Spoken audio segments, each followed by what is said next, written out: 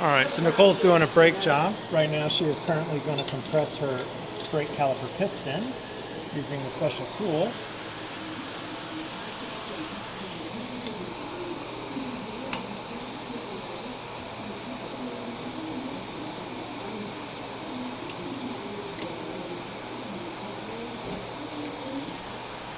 So we compress this piston in order to make room for the new brake pads.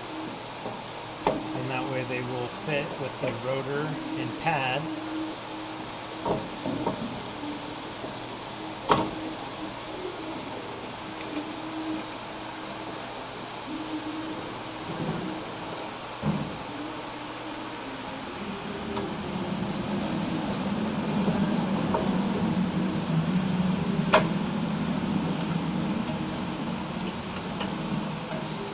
And as you can now see, the piston has been pushed back in, so it is more flush.